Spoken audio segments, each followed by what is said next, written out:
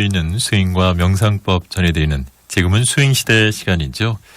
매주 금요일 이 시간 우리 청취자분들의 질문에도 답변도 해드리고 있고요. 또 스윙과 명상하시면서 내가 겪었던 내용 가운데 궁금했던 점들 혹시 시작하기에 앞서서 좀 준비해야 될 마음가짐이라든지 궁금하신 점들 있으시면 보내주시면 됩니다. 단문 50원, 장문 100원의 정보 이용료 부과되는 샵 2842 휴대전화 문자 메시지로 참여해 주시면 되는데요. 이렇게 참여해 주시면은 추첨을 통해서 묘원법사님의 윗바사나 수행 잠언집이죠. 집착할 것이 없어 행복하다 책 선물 준비해 놓고 있습니다. 네, 오늘도 역시 올바른 수행법과 또 명상법 전해주시기 위해서 사단법인 상좌불교 한국명상원 원장이신 묘원법사님 모셨습니다. 안녕하십니까 법사님. 네, 안녕하세요. 예, 오늘도 역시 여러분들의 문자 메시지 사연들 소개해드리면서 답변해드리면서 시작하도록 하겠습니다.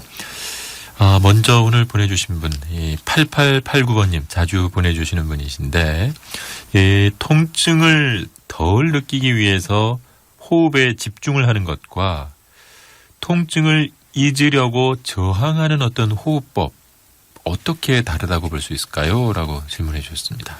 네, 말씀하신 두 가지 수행은 모두 같은 수행 방법입니다. 우리가 일반적으로 호흡을 알아차릴 때는 네. 호흡을 그냥 있는 그대로 지켜보아야 합니다. 그래서 이때는 호흡을 인위적으로 만들어서 하지 않고 저 스스로 일어나고 꺼지는 움직임이나 또는 호흡이 가지고 있는 바람에 부풀고 꺼지는 성품을 알아차리는 것이 바람직합니다. 이때는 호흡과 호흡을 아는 마음이 분리된 상태에서 하는 수행이에요. 그런데 지금 질문하신 내용은 통증을 잊으려고 호흡을 보는 경우는 조금 달라요. 네. 그래서 몸에 고통이 심할 때는 호흡과 아는 마음이 하나가 되어서 강력하게 호흡을 붙잡고 알아차리면 통증이 경감돼요. 그러니까 조금 전에는 분리해서 알아차리는데 이때는 분리가 되면 안 돼요. 호흡과 아는 마음이 완전히 일치돼서 하나가 되어야 돼요. 이렇게 호흡에 강력하게 밀착해서 알아차리는 것을 근본 집중이라고 그래요.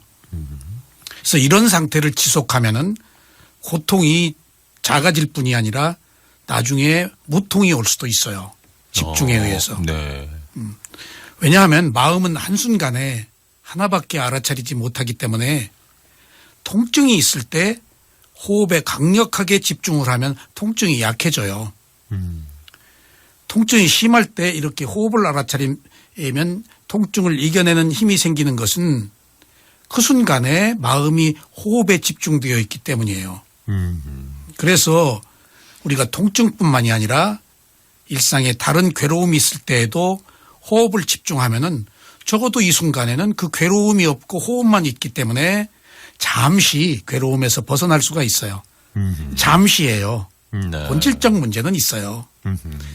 그런데 잠시 이렇게 괴로움에서 벗어나다 보면은 차츰 지혜가 생겨서 괴로움에서 벗어나는 이익이 있어요. 그러니까 우선 잠시라도 괴로움을 억누르는 효과를 가지고 수행을 하고 네네. 그러다 보면은 이제 알아차린 힘이 생기면은 지혜가 성숙되어서 번뇌로부터 자유로워집니다. 네. 일단은 호흡이 하나의 도구예요. 그렇습니다. 네네. 예. 계속해서 또 다음 사연들 소개해드리겠습니다. 5151번님이 보내주신 내용인데요. 저는 자녀들 모두 출가를 시키고 열심히 절에 다니고 있습니다.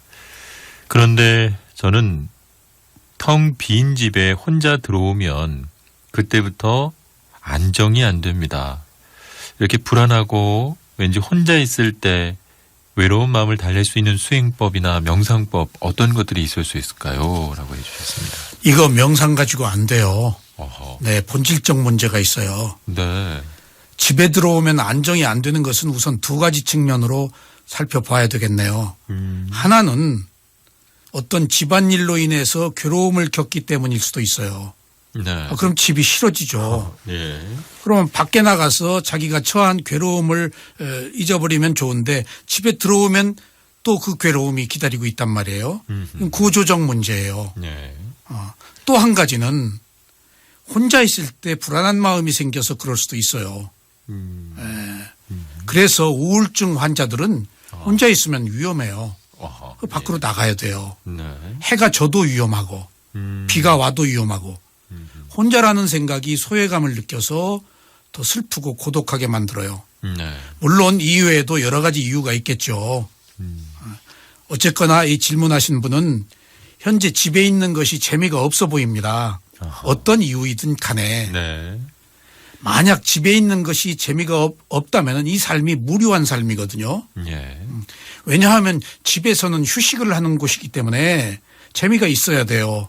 포근하고. 근데 재미가 없다면 휴식을 할 수가 없잖아요. 구조적으로 문제가 있는 거예요. 그래서 이런 경우에는 재미있는 일을 찾아야 돼요. 그렇다고 재미를 찾자고 감각적 욕망의 재미를 찾으면은 나중에 이제 괴로움이 크겠죠. 오히려 더. 네네. 예. 그래서 이러한 사실에 비추어 볼 때 내가 무엇 때문에 집에 오면 싫어하는가라는 것을 먼저 인식하셔야 돼요. 그리고 그것을 받아들이셔야 돼요. 네. 내가 집에만 오면은 뭔가 뭐 불안하네 라는 사실을 지금 거부하고 있거든요. 그럼 그걸 먼저 받아들이는 선행하는 조건이 필요해요. 그리고 수행이에요. 네. 맛 중에서 법의 맛을 최고로 여기거든요. 아. 법의 맛이란 수행을 하면서 대상을 알아차릴 때 집중이 될 때 그 맛이 좋아요. 그리고 그렇게 되면은 또 지혜가 나거든요. 네. 지혜의 맛은 무엇과도 비견될 수가 없어요. 세상을 다 얻은 것 같죠. 물질을 얻었을 때는 이런 만족이 없는데 지혜를 얻으면은 그것을 다 만족하게 받아들여요. 네. 유감스럽게도 집에서는 혼자 수행하기가 어려워요. 왠가 하면은 집이라는 곳은 긴장을 풀고 휴식을 취하는 곳이라서 혼자 수행을 할 수가 없어요. 네. 누가 봐야 수행을 하죠. 그래서 만약 집이 그렇게 문제라면은 집에 오시면은 먼저 큰 스승들의 법문 CD를 틀어놓으시거나 아니면은 경전을 읽거나 해서 집의 분위기를 스스로 바꾸셔야 돼요. 네.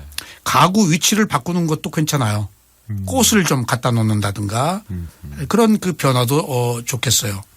그리고 경전을 만약 읽으신다면은 법구경을 한번 읽어보세요.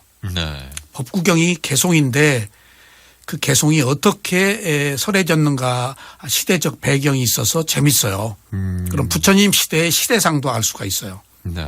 그래서 법구경을 한번 읽어보시고 만약 수행을 하시겠다면은 거실을 왔다 갔다 하면서 걷는 수행을 조금 하세요. 일정한 거리를 왕복하면서 오른발 왼발 이렇게 알아차리시면서 잠시 소파나 바닥에 앉아서 일어나고 꺼지는 호흡을 보세요. 그리고 길게 보지 마세요. 10분이나 20분 정도. 네. 그렇게 현지의 마음을 보고 경행을 하고 좌선을 하세요. 그런데 만약 그래도 안 되면은 수행처에 오셔서 수행하는 법을 먼저 배우시고 그리고 먼저 혼자서 하시면 됩니다. 아하, 네. 예. 힘내세요. 그렇습니다. 네. 예. 계속해서 또 다음 사연들 소개를 해드리겠습니다. 이번에는 6551번님이 보내주신 내용인데요.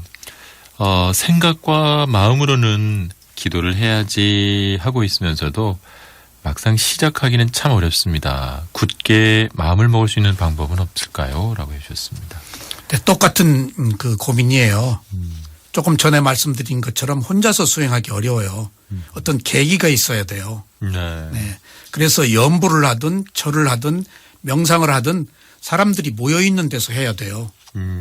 이렇게 시작해서 어느 정도 수행에 이익을 느끼면은 이때는 혼자서 할 수가 있어요. 그러니까 혼자서 하기가 어려울 때는 도반의 힘이 필요해요. 네.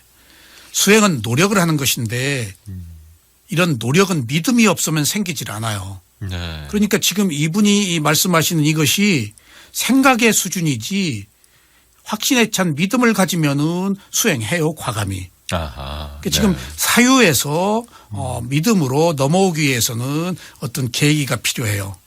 그래서 이런 분도 부처님이 살아오신 생애에 관한 글을 읽으면은 신심이 나요.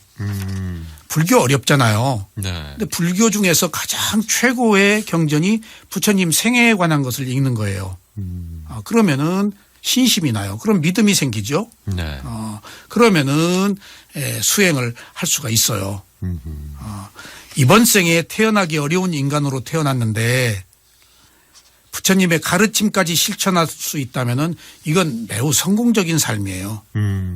만나기 어려운 부처님을 만나고 태어나기 어려운 인간으로 태어나서 이 두 가지를 다 성취할 수 있다는 것은 정말 행복입니다. 부디 좋은 수행법을 만나서 금생에 온 이 좋은 행복을 찾으시기 바랍니다. 이거보다 더 소중한 행복은 없어요. 그렇습니다. 네네. 예. 매주 금요일 이 시간 상주불교 한국명상원의 묘원 법사님 모시고 지금은 수행시대 시간으로 꾸며드리고 있습니다. 앞서 저희가 집에 혼자 들어오면은 안정이 안 된다라는 거에 대한 답변을 드렸었는데 7247번님도 묘원 법사님 지금 말씀 정말 감사합니다. 저도 우울감이 있어서 굉장히 힘들었었는데 고맙습니다라고 해서 보내주셨습니다. 우울증 걸렸을 때요. 네. 먹어야 돼요. 네. 절대 속을 비면 안 돼요. 네네네. 속을 보면은 우울증을 이겨내는 힘이 없어져요. 그러니까 소화가 안 되면 죽이라도 끓여서 하여튼 드세요. 네. 그것도 힘 없으면 극복 못 해요. 네네네. 그렇습니다. 예. 사연 하나 좀 더 살펴보도록 하겠습니다. 7402번님 보내주셨는데요. 윗바사나 수행에서 말하는 윗바사나는 어떤 뜻인가요? 이 윗바사나 수행을 하면 건강에 좋은지 마음에 좋은지요. 정확하게 어디가 어떻게 바뀌는 건지도 알고 싶습니다. 해주셨습니다. 네, 참 어려운 질문인데요. 네. 위파사나라는 말을 설명하기는 쉬운데 수행하면 뭐가 좋아지냐라는 이야기는 다 좋아집니다. 안 좋아지겠어요? 예. 그 위파사나 수행은 부처님께서 깨달음을 얻으신 수행이에요. 위파사나는 위와 빠사나의 합성어인데요. 위는 다르다, 분리하다라는 뜻이에요. 빠사나는 지속적으로 알아차린다, 관찰한다, 지켜본다 그런 의미가 있어요. 네. 그래서 위파사나라는 말은 분리해서 지속적으로 알아차린다는 이야기입니다. 이것을 내관, 직관이라고도 해요. 그래서 이렇게 분리해서 볼 때만이 지혜가 생겨요. 사마타 수행은 대상에 머물기 때문에 고요함이 목표고 네. 위파사나는 분리해서 보기 때문에 지혜를 얻는 수행이에요. 네. 그래서 분리한다는 말은 대상과 하나가 되어서 보지 않고 대상과 아는 마음을 분리한다는 뜻이에요. 바로 이런 시각이 부처님에 의해서 새롭게 발견되었어요. 여지껏은 수행이 대상과 하나가 되는 것밖에 없었는데 부처님이 몸에 있는 느낌을 대상으로 알아차리니까 느낌이 변하니까 하나가 될 수가 없어서 분리라는 찰나산매가 생겨나서 위파사나라는 수행 방법이 새로 생긴 거예요. 이렇게 분리해서 본 결과로 무상고무화가 드러났어요. 그래서 위파사나 수행은 직관이라는 의미도 있지만은 무상고무화를 아는 수행이다라고 그렇게 얘기도 해요. 네. 네. 그리고 어느 수행이나 건강에 좋습니다. 그런데 반드시 위파사나 수행만 해서 건강에 좋은 것은 아니에요. 어떤 수행도 집중을 하면 건강에 도움이 돼요. 네. 그런데 위파사나 수행은 지혜를 얻는 수행이라서 몸의 건강뿐이 아니고 마음의 건강을 얻는 데 도움이 됩니다. 누구나 마음이 모든 것을 이끌기 때문에 마음이 청정해야 돼요. 그래서 위파사나 수행을 하면은 마음이 청정해져서 화를 내는 일이 적어져요. 그것이 이익이에요. 네. 화는 욕망 때문에 내거든요. 욕망은 어리석음 때문에 생기거든요.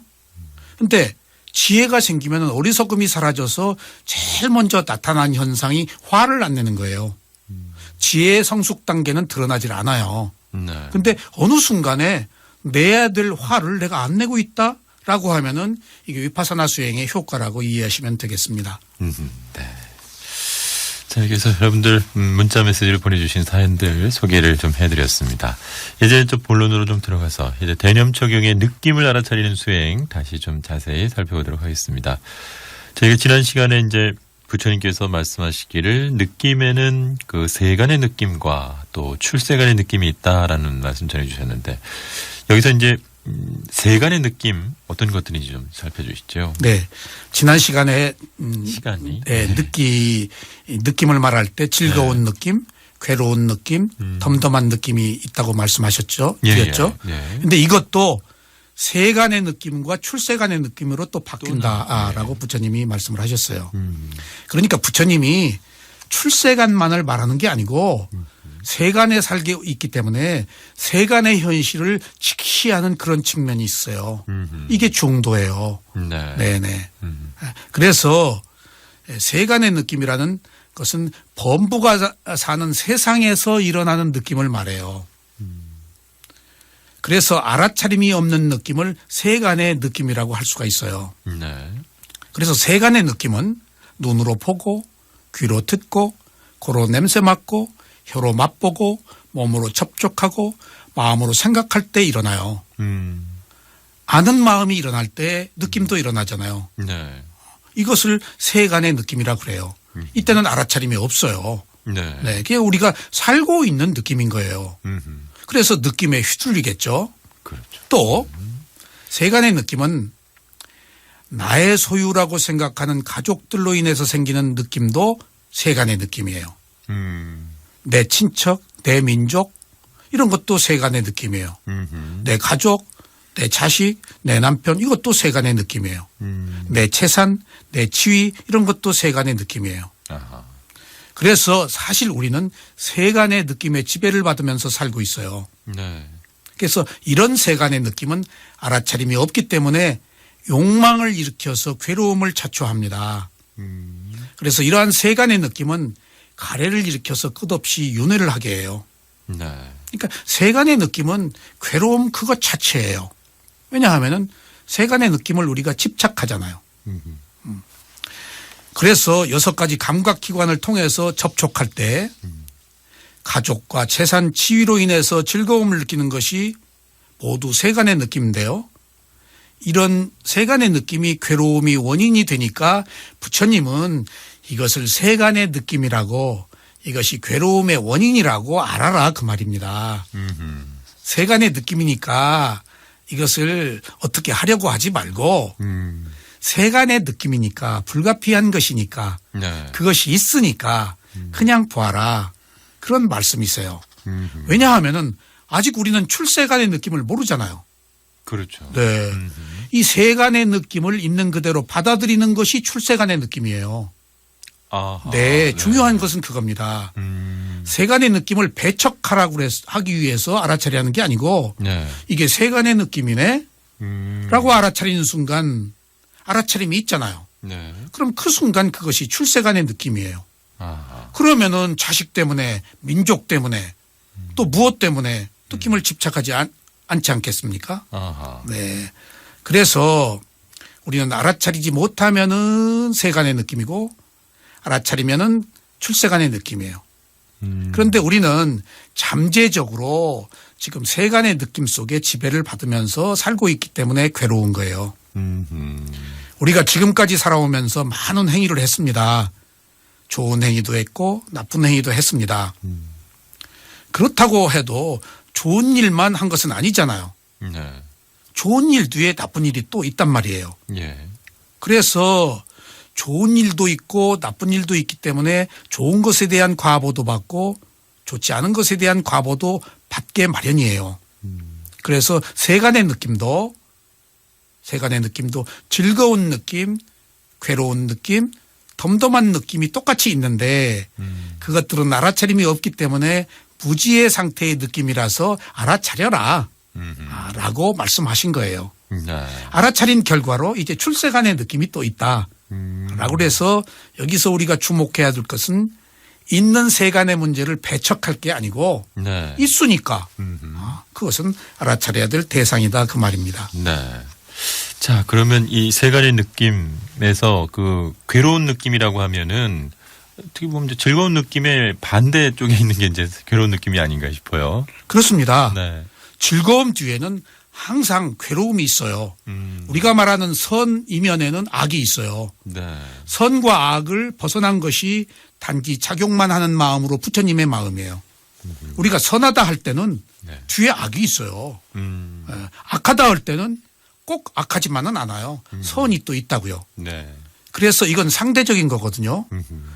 이것과 다른 차원이 중도의 차원이고 부처님의 가르침의 차원인 단지 작용만 하는 마음의 상태예요. 그래서 세간의 괴로운 느낌은 세간의 즐거운 느낌을 느끼지 못해서 오는 괴로움이에요. 즐거운 느낌을 얻지 못해서 괴롭고 얻어도 사라지기 때문에 괴롭고 6가지 감각기관을 통해서 일어나는 느낌이 모두 즐거운 것만은 아닙니다. 자기가 욕망을 가지고 있다면은 오히려 괴로운 느낌이 더 많습니다. 만족할 수 없고 싫어하는 모든 느낌이 전부 괴로운 느낌입니다.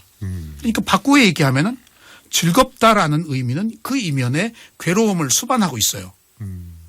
제가 무슨 좋은 뜻을 가지고 시작했어요. 네. 그런데 하고 보니까 괴롭거든요. 그러면 좋은 일인데 즐거운 일인데 왜 괴로워야 되느냐고요. 왜냐하면 좋은 일 속에 알아차림이 없으면은 욕망으로 하게 돼요.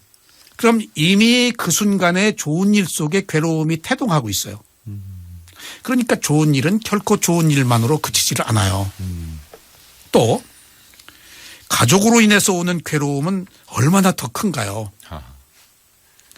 자신의 재산이 없는 것도 괴로움이고 네. 또 재산이 없어지는 것도 괴로움입니다.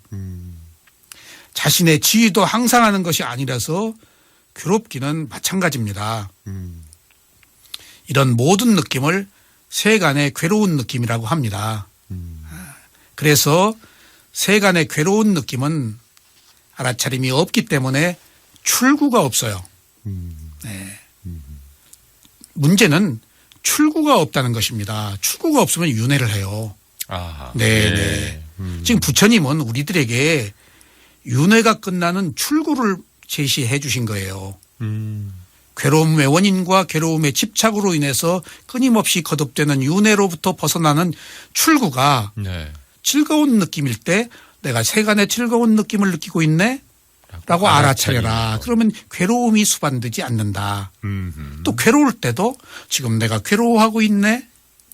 라고 하는 순간 예. 그 괴로움이 또 새로운 즐거움이 될 수도 있잖아요. 자기 욕망이 사라지니까. 네. 그래서 괴로움을 자양분으로 커가기 때문에 우리는 괴로움의 바다에 내 던져진 삶을 살고 있습니다. 네. 그래서 우리가 세간의 즐거운 느낌이나 괴로운 느낌이나 모두 똑같이 알아차려야 될 대상에 속한다라고 이해하시면 되겠습니다. 그렇군요. 네네. 네. 자, 오늘도 이렇게 느낌에 대한 말씀 전해드리다 보니까 벌써 시간이 다 됐습니다. 아쉽지만 여기서 마무리해야 될 것 같고요. 다음 주 또 금요일 시간을 기대해야 될 것 같습니다. 오늘도 역시 좋은 말씀, 좋은 가르침 전해주신 상주불고 한국명상원의 묘원법사님 귀한 말씀 감사합니다. 네, 감사합니다.